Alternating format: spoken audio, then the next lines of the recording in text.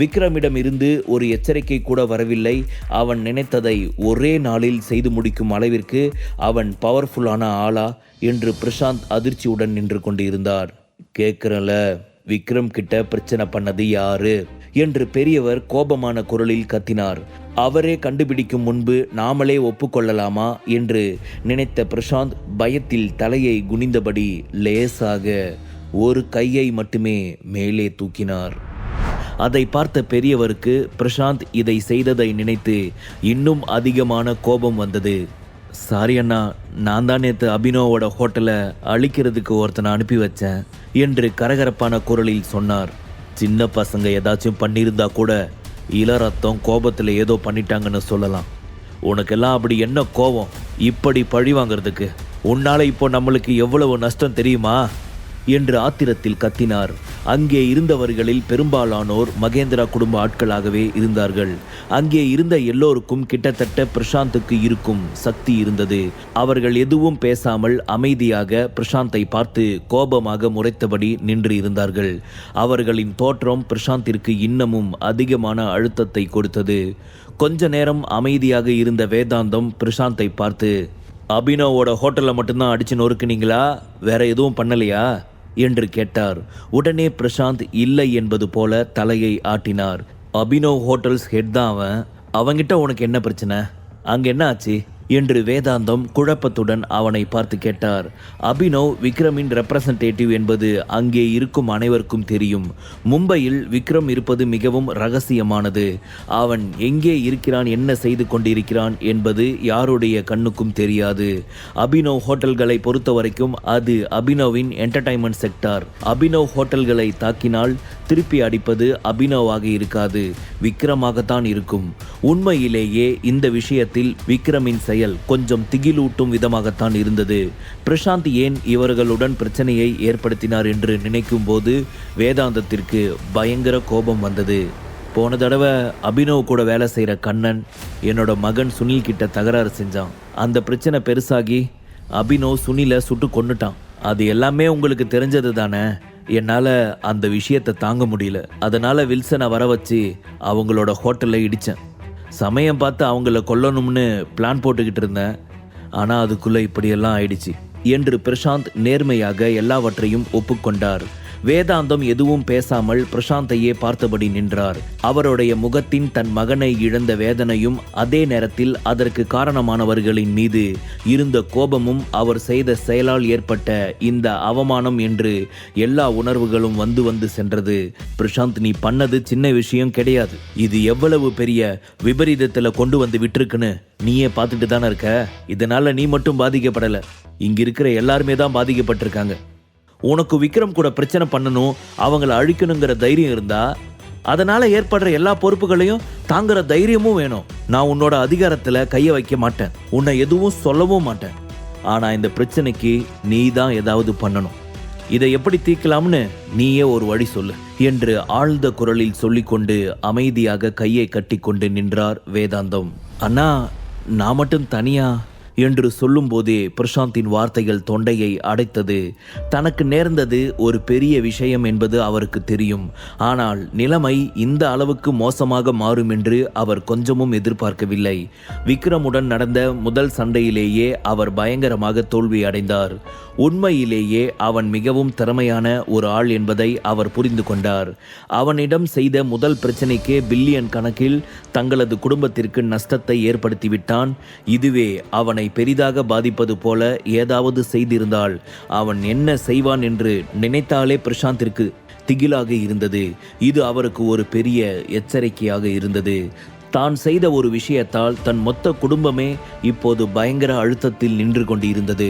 அவர் பிரசாந்துக்கு எதுவும் செய்ய மாட்டேன் என்று ஒரு பேச்சுக்கு சொன்னாலும் மற்ற யாரும் இதை சும்மா கூட விடமாட்டார்கள் என்பது பிரசாந்துக்கு நன்றாகவே தெரியும்.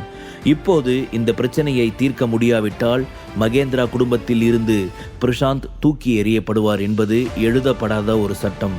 அப்படி ஒருவேளை நடந்துவிட்டால் அவரால் அடுத்து எதுவுமே செய்ய முடியாத நிலைமைக்கு தள்ளப்படுவார். பிரசாந்தின் பெயருக்கு பின்னால் இருக்கும் அந்த மகேந்திரா என்ற பெயர்தான் அவருக்கு செல்லும் இடமெல்லாம் மரியாதையையும் பயத்தையும் உருவாக்கி கொடுத்திருந்தது. இப்போது அது இல்லை என்றால் ரோட்டில் கிடக்கும் ஒரு பிச்சைக்காரன் கூட அவரை மதிக்க மாட்டான் என்பது நன்றாகவே அவருக்கு தெரிந்திருந்தது. ஆனா ப்ளீஸ், எனக்கு இப்போதான் இதோட சீரியஸ்னஸ் புரியுது. விக்ரமோட ஸ்ட்ரென்த் வீக்னஸ் என்னன்னு தெரியாம நான் அவங்கிட்ட பிரச்சனை பண்ணது என்னோட தப்பு தான். அவன் இந்த அளவுக்கு இறங்கி பண்ணுவான்னு நான் கொஞ்சம் கூட எதிர்பார்க்கல. இந்த பிரச்சனையை எப்படி டீல் பண்ணுறதுன்னு எனக்கு சுத்தமாக ஐடியாவே இல்லை. என் மைண்டு முழுக்க இப்போது இதை நினச்சி பிளாக் ஆகியிருக்கு.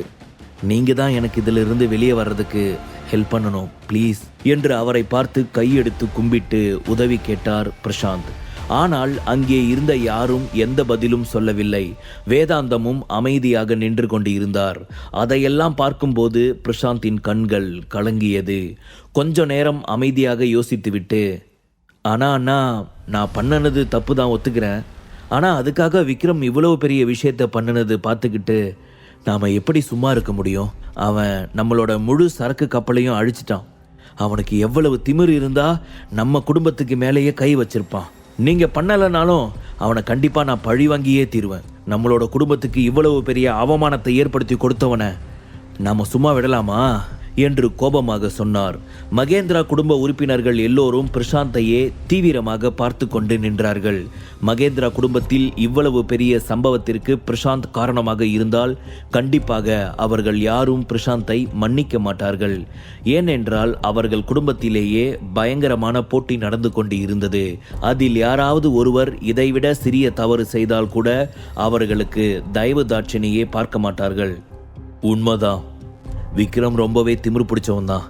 நம்ம மகேந்திரா குடும்பத்துக்கு அவன் பண்ணின அவமானத்தை கண்டிப்பா நாம மறக்க மாட்டோம். அதே நேரத்தில் அவனும் நம்மளை மறக்க மாட்டான் என்று தீவிர முகத்துடன் சொன்னார்.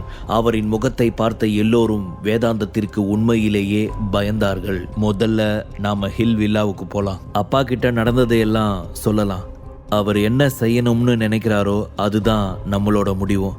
அதை பற்றி நாம் அங்கே போனதுக்கு அப்புறம் யோசிப்போம்.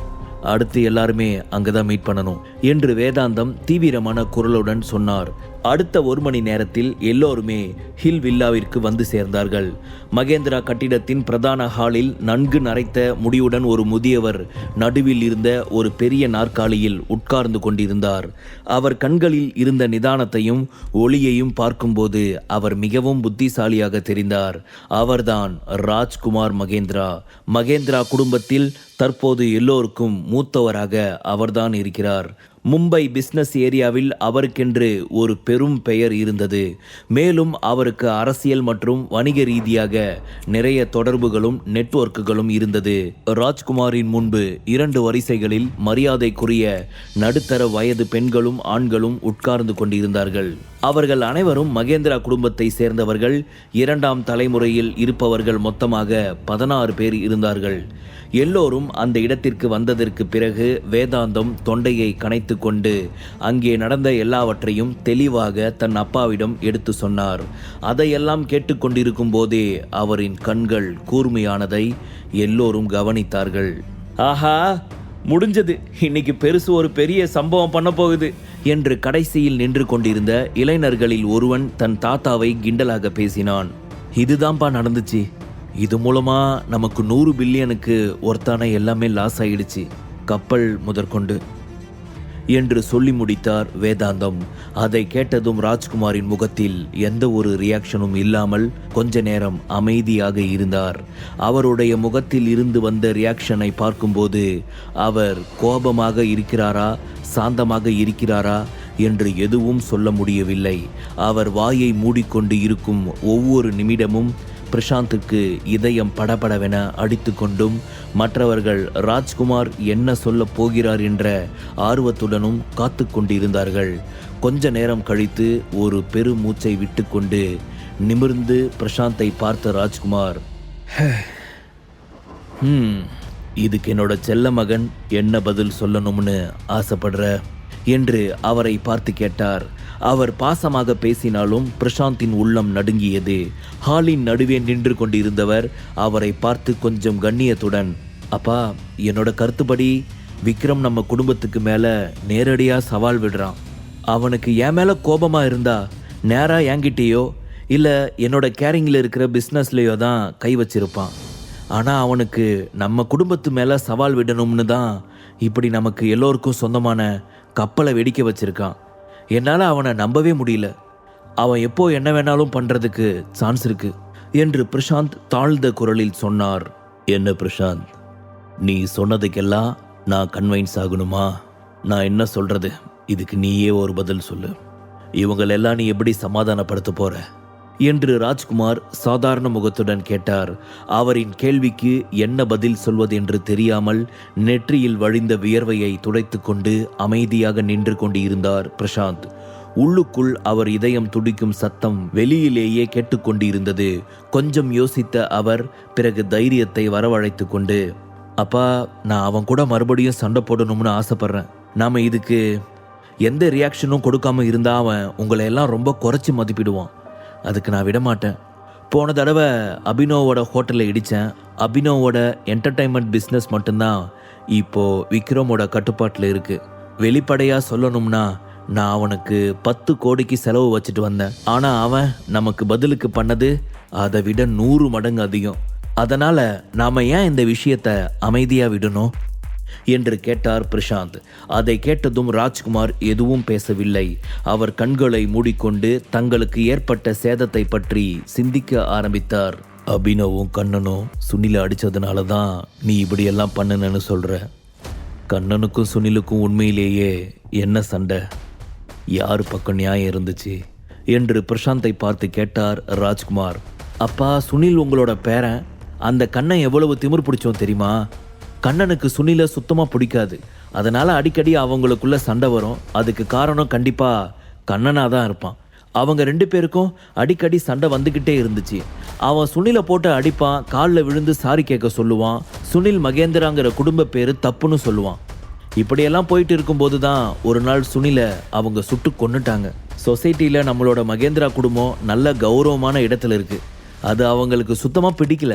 அதனால தான் அவங்க நம்ம குடும்பத்தோட பேரை கெடுக்கணும்னு நினச்சி தான் இதெல்லாம் பண்ணுறாங்க. அதுக்கு நான் முதல்ல கொடுத்த வேலை என் பையனோட உசுறு. அவங்கள எதிர்த்து நாம் எதுவும் பண்ணலைன்னா கண்டிப்பாக ஃப்யூச்சரில் அவங்க நம்மளோட குடும்பத்தோட பேரு புகழ் எல்லாம் கெடுத்துடுவாங்க என்று சொன்னார் பிரசாந்த்.